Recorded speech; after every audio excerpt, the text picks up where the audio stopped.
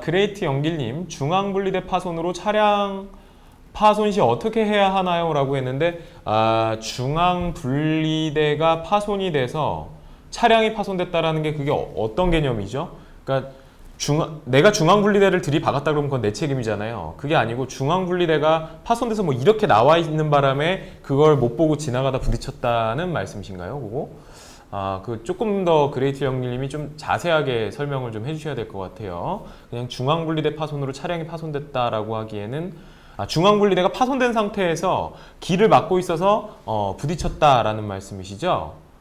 그렇게 해서 내 차가 부서졌고 나한텐 큰 과실이 없다라고 한다면은 그거 관할하고 있는 그 지자체 내지는 국가에 대해서 손해배상 청구를 할 수 있을 걸로 보여요. 그게 시설물 관리사의 관리 책임이 있는데 그거에 하자가 있는데도 불구하고 그게 고치지 않아져 가지고 그런 사고가 발생했다면 손해배상 청구가 가능한 걸로 보입니다. 흐아암맘님, 저희 가족이 한 대형마트에서 초밥과 회를 사 먹었는데요. 먹지 않은 한 명을 제외하고 식중독에 걸렸습니다. 이에 대해서 연락을 하니까 치료비를 주겠다고 했었는데 보건소에 신고가 들어갔기 때문에 못 준다고 합니다.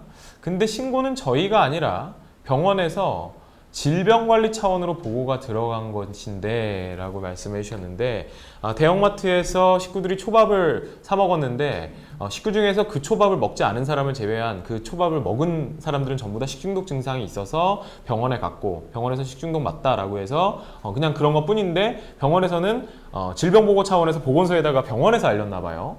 그렇죠? 질병관리 차원에서 보고가 들어갔다는 게 병원에서 들어갔다는 얘기를 하시는 거 보니까.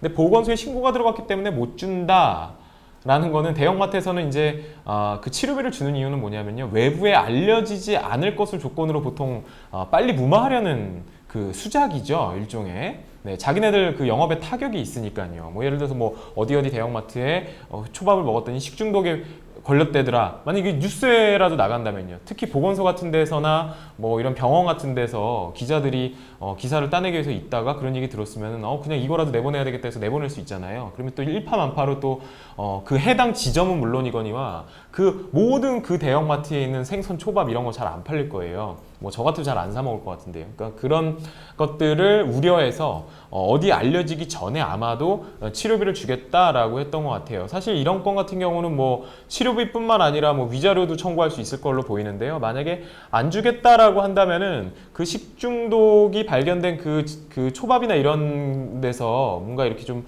의뢰를 하든지 해가지고 이게 균이 있다는 것만 좀 입증을 했으면 좋긴 하겠는데 지금 상황에선 그거를 먹고 예외 없이 먹은 사람들은 지금 식중독 증상이 금방 발병을 해서 병원에 갔다라는 거를 진단서랑 함께 같이 첨부를 해가지고 뭐 마트를 상대로 소송을 하든지 뭐 그렇게 해야 될 것 같긴 합니다. 할 것 같긴 한데요. 소송이 그렇게 만만치는 않습니다. 무조건 승소한다고 말씀을 드릴 수는 없어요. 그러니까 저쪽에서는 어떻게 대응을 할 거냐면은 식중독에 그러니까 우리는 그 초밥 먹고 식중독 걸렸다고 주장은 하지만 초밥 전에 무엇을 먹었느냐.